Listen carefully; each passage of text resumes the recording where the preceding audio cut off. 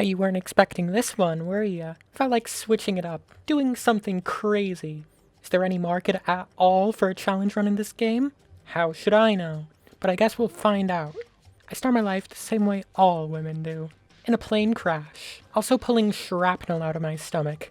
Genius, pal. Real smart. But I'm fine, because I patch myself up, exit the plane, and meet Emma and Michael, who will be important later. And Ronnie, who has blood in his ears. But then they run off and I'm swarmed by my first ever zombies while trying to save a guy. I've spent enough videos being a menace to society. I want to really be a hero this time. And I am, because my bare fists, also my feet, those are fine too. I just didn't want to name the video fists and feet or like limbs. So it's fine. I also don't have any yet, but throwables are also fine as long as they're the ones that don't do damage. Okay, we're pretty lax on this one. Honestly, I don't know how the zombies even took over like 4 different times, because a few bare knuckle hits to their skulls kills them no problem. But in my attempt to play hero, I take a big old chomp right to the arm. See, this is why I stick to being a troublemaking rascal. This is what fucking happens when I don't. I'm fine though, because I'm God's favorite cowgirl. And as such, I fight through more zombies to find the only human I still know. Emma. And Michael, I guess, but mostly Emma. Going house to house, looting stuff, and killing all the inhabitants. Oh, it reminds me of middle school when well, I shouldn't tell you that. After putting my fist through the head of enough corpses, I find Emma's big Hollywood mansion. But the game was rigged from the start, and I die. But I live! And face off against more zombies. I hate zombies. The only thing they're good for is being slaughtered. And once they're all slaughtered, returning from previous installments comes Sam B, who looks, sounds, and acts exactly like he did in the previous few games. Sam L reveals that I'm immune, so I run off to go tell the army about it. If there's one group you can trust in the apocalypse, it's the army. Famously, nothing bad ever happens to them during zombie apocalypses. The army can be found at the, Halpern, something like that, hotel. When I get there, all I find are more zombies, which doesn't bode well. Doubly so because for the next half hour I'm stuck right here, being constantly killed by a swarm of 20 zombies. Not even, special ones either, just regular ones. Although, to be fair, 3 years ago when I played this game for the first time, I got stuck here even with weapons. So, maybe I just suck, and it has nothing to do with me using my fists. Have you considered that? When I eventually manage to kill them all, the slaughter continues by the pool, where I repeatedly kick zombies into acid. Which is fine, I'm allowed to use the environment to my advantage. I continue the search for the very alive army in the hotel, but their last survivor is killed off screen by something big, I'm guessing. So I return down to the lobby and use her key to open up a door to a radio, where I contact Dr. Reed of the CDC. But while we're chatting about my antibodies, an angry bridezilla appears to ruin her own wedding ceremony. This is the first of several boss fights in the game. Bridezilla, otherwise known by her government name Becky, is a crusher. They're big, mean, and have a smash attack that can knock you to the ground. However, they're also slow and stupid, and have attack cooldowns that you can use to your advantage. I was expecting this fight to give me hell, but believe it or not, I got through it on my first attempt. Now, granted, it was primarily because I kept stunning her with the chem bomb, which doesn't do damage, but it leaves her very, very vulnerable. And like I said, this is allowed, okay? Look at the asterisk in the thumbnail. So Reed and I continue to plan to meet each other at a place off Ocean Avenue, and I begin my journey back to Emma, Elle, and the rest of our acquaintances. A few more crushers dot the path there, but respectfully, I cannot be bothered to deal with another one right now, so I just run past them. When I return to Emma's, Michael has gone missing. Remember him? So it's my job to play hero again and go looking.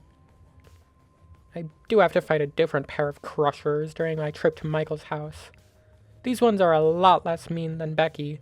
Michael's house is full of more undead for me to tear the brains out of, but notably, none of them are Michael, so I snoop in his contacts and pay a visit to his friend Jesse's house.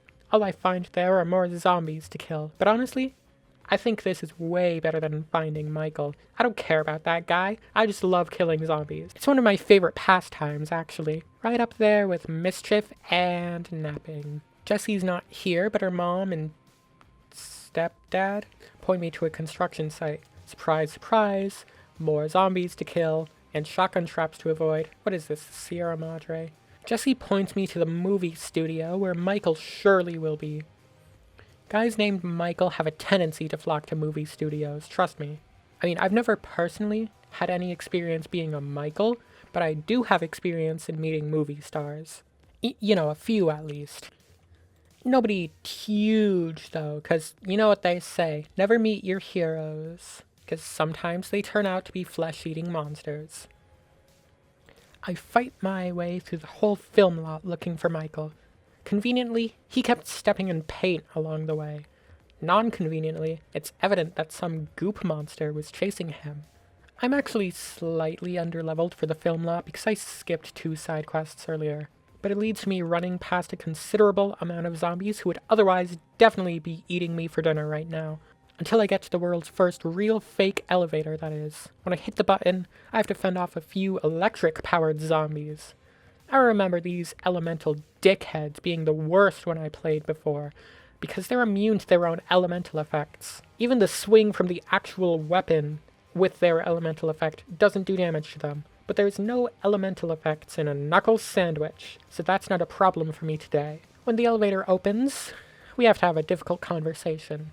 I'm not going to show you most of what happens for the next few minutes, because this part takes place right underneath a giant spider. I happen to be very afraid of spiders, especially the big ones. I don't want to have to look at it again during editing, then again during subtitling, so instead, here's a partial recreation of what happened, with some very limited shots I got while looking the other way. I find Michael in a trailer, but this big bloated goop monster guy came out and I had to fight it. But he spits acid like rah, ugh, and I'm there going pow, pow, pow, like with my fists and stuff. And he called out a ton of his friends for backup, like this dude with the explosive tanks on his back. But I punched the tanks really hard, so they all blew up and stuff. And sometimes the goop monster also shot all of them with slime, which melted them to death. Oh, it was gross. Eventually, after enough punches, I get the goop monster on the ground and I can finish it off. When it's dead, I rescue Michael for real now, and then start returning to Emma's mansion. But to do it, I have to go through the back door, which leads me through a power station, filled with more gross acid and slime. This segment is a puzzle. I've never been very good at puzzles, much less puzzles involving fluid, but this one's pretty straightforward. I'll come clean about something though. I did technically kill a zombie with something other than my fists. Right before getting into combat, I threw a battery, which landed in a puddle of water. The battery electrocuted the water and a zombie got grilled by it. It wasn't intentional, and I could argue that this was an environmental kill, not my own, but if you think this qualifies as failing the run, that is well within your right, but let's keep going anyway. I meet up with Sam L and Ronnie. Remember him? He's the guy with blood in his ears? They want to break into a house to grab some guns. And we do, but the owner isn't too happy, and yells really loud and eats Ronnie. Hey, I kind of knew that guy. So to get revenge, I fight her and her entire gang. Nikki is the third boss fight after Bridezilla and the Goop Monster.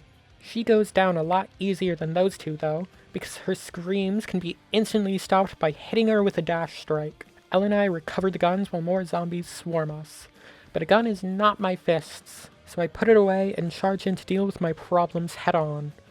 Just like in real life, I burn for what I've done. Unlike in real life, I got to try again. This time it goes very well, even though a crusher and another slobber come along to try to stop me. These guys are fucking gross, but at least I'm not dodging spiders at the same time again.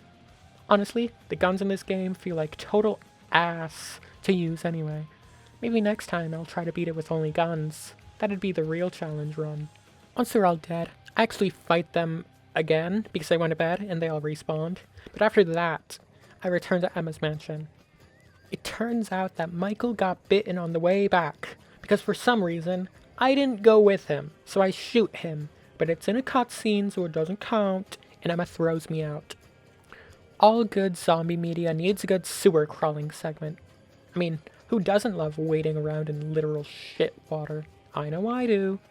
Especially when the zombies start blowing each other up. Priceless. But not when there's 3 slobbers vomiting all over me. Jesus, I get enough of this for my nephews. And that's not even the worst of it. The sewers are alive with nasty mutated biomass that I have to wade through. If I had to choose between wading through living biomass and fecal matter, I can't believe I'm saying it, but I miss the fecal matter. Oh, and then this bitch down there tells me I'm God's vessel or something. So what? And she throws me into a pit of zombies. Now that just makes me angry. Honestly, I don't really know what happened next. I just remember that it was very, very red. And I happen to like red, so no complaints from me. I mean, I like purple more, but we live with the color palette we're dealt. When I'm topside, I run into some more people who aren't crazy or trying to kill me. So I rescue them, play with exposed wires, and take a powder in their home base. Until they send me out to kill their friends. Dead friends. Re-kill their dead friends. The notable one being Dylan, who sets himself on fire and loves every second of it. I understand masochism, but this is taking it to a whole new level. Maybe it's sadism, because it was pretty hellish for me too. He's kind of like Becky, except all his attacks also set me on fire, and all of his friends are also on fire. When I started this run, I mistakenly believed that it would be impossible to complete this without the chem grenade. That's why I allowed it to be used. But it would definitely be possible without the chem grenade, so meh. I mean, it would be a lot less comfortable without it, let me tell ya. I've gone this far using it, so I'm just gonna continue to do so. Just like Becky, I surprised myself by beating Dylan in my first attempt. It came close a few times, but I eventually beat him to death and dig around in his guts before taking my leave. To get to Ocean Avenue and Dr. Reed, remember him? I have to pass through a military base. Big shocker, it's overrun, because the military can never hold it together against the undead. There was only one man who could, and his name was Abraham Lincoln. I pale in comparison to Honest Abe, but I leave enough corpses in my wake to be like second place at least. After the battery earlier, I have a second run-in with a potential run-failing action. While fighting my way through a horde, I block an attack, but while trying to counterattack, I accidentally pick up a lead pipe and counterattack with it. Why is it always a lead pipe ruining my runs? I don't know if I actually did any damage with it, because the second I saw what I was doing, I stopped myself from fighting back. Originally I feared that the run definitely failed for this, but then I got killed and it sent me back to before it happened. So, I mean, we're good, right? Because I think we're good. So I carry on through a mob of the dead about 100 strong. I mean, really, there were a ton, but I kept swinging and going feral for a little while and swinging until they were all worm food. By the time I was done in the military base, I was, am, and will forever be red. You get me? It's so bad that when I finally get to Dr. Reed, he and his group aren't even sure I'm human. Reed contacts the military to get me an airlift out of here, but they want a little proof that I'm actually immune like I say I am. Man, I've spent the better part of 3 days covered in zombie blood, puke, eyeballs, and about 20 other parts I don't even recognize. I am immune as shit. But that's not good enough. Reed sends me to get some special equipment at a CDC facility he used to reside at. Big shocker. The zombies overran the CDC. Or rather, the CDC became zombies. Whatever way you want to put it, the place is overflowing with them. And nasty sludge, which these special hazmat guys are immune to. But they're not immune to being punched, slapped, scratched, or kicked. Now, look, I fucked up a little at some point. My hard drive ran out of space, so I lost about 10 minutes worth of footage.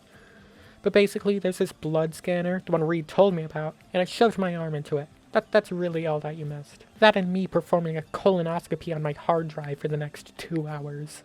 After that, though, Reed makes me collect the device to actually scan my sample at the lifeguard tower. The area leading to it is tightly packed with 2 crushers.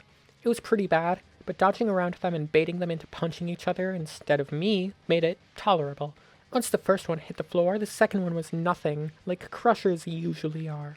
Turns out the device isn't even here, so that was pointless. It's actually down at the pier. You know, the famous pier. You know the one. A lot of memories at this place. Stole a guy's laptop here once. In my defense, he turned out to be a cyber criminal, so you could argue that my hands are clean on that one. And I did in court for that matter. Not anymore, though. They're covered in viscera now. There's like 50 whole human beings worth of blood and guts on them. It's not all bad, though, because I got to ride the Ferris wheel. After beating up everyone else in line, I finally make it to the end of the pier and find Reed's blood-scanning laptop. But then I get attacked by Art the Clown, famous for his role as an operator in Call of Duty. I don't know which one. Does it even matter anymore? Are they like the same thing now? I don't know. Art is too focused on trying to eat all of the corpses around me that he doesn't even seem to view me as a suitable luncheon. Frankly, I find that a little offensive. What do they have that I don't? You dick. Whatever. It allows me to very easily keep beating the holy hell out of him whenever he has his back to me, and I finish him off by smacking that stupid smile right off his face. I return the blood scanner to Reed, but hey, look, it's that bitch Claudia from the sewers. Put on some shoes, you hippie. Oh, also Reed's daughter is missing, but it takes like 5 minutes to find her. Claudia is apparently some tech billionaire, as if being a cult leader wasn't bad enough. I go to her Apple store to contact her again because she ran off last time. The best part about being in an apocalypse is that I get to kill everyone else in every line I stand in without it being like a Class A felony or the most heinous crime to ever pass through this courtroom. I ask Claudia's chatbot where to find her, but all it tells me is, this isn't just communication, it's intent. What does that even mean? Then it generates me some shitty looking image of where to find Claudia, so I track it down and head inside. It's here that, for the third and truly definitive time, I absolutely fail to run. A group of locally yokels swarm me, and I use Fury to eviscerate the majority of them. During that Fury charge, I level up, and when I exit Fury, a bunch of level 19 weapons I had in my inventory are automatically thrown into my hotbar for some reason, so I stab one of the zombies a few times with a knife. Unlike with the lead pipe, I don't die immediately after, so that's it. It's over. But the game isn't over, so whatever, let's keep going. Inside, I find a lab where, gasp, Dr. Reed and Claudia infected Patient Zero of the outbreak. No way. Patient Zero wakes up and mutates into G2. G2 is probably the most difficult boss fight so far, technically. His ranged attack can basically one-shot me. Thankfully, there's a bunch of garbage around the place for me to hide behind while I wait for my 2 different stun attacks to recharge. Pairing those with some good old trustworthy beating the fuck out of this asshole always gets the job done. Maybe a bit slower than it has in the past, but they didn't build the Great Pyramid in a day. They had the minions do it for them. I finish off G2 by clawing at him with my nails. I think I might have snacked on him a little bit too. What can I say? You're not you when you're hungry, and partner, I was starving. Claudia and her cult bring me back down to Earth, which is fine, because I've had my fill.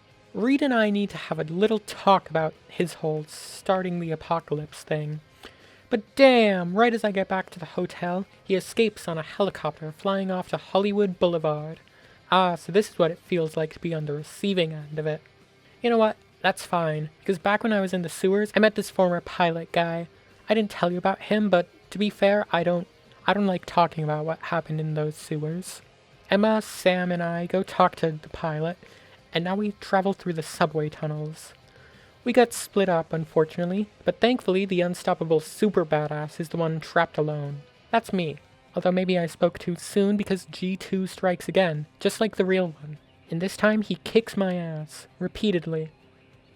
When I finally managed to bring him down again, I won't lie to you, it wasn't because of skill or strategy, I just got really mad and really lucky, and that's what did the trick. I was joking earlier when I called those mutators G, but the place I end up looks pretty much exactly like where you fight G5. Or I think Super Tyrant in Leon's B scenario, but I haven't actually played that one. It's unfortunate then that no G variant ever shows up. Only a ton of walkers of various elements, some nasty goo monsters, and a flame crusher. I went into this part expecting it to be excessively hard, but honestly, no, it wasn't that bad. After riding the train, in order to get through a certain door, I have to use a gun to shoot some boxes blocking it.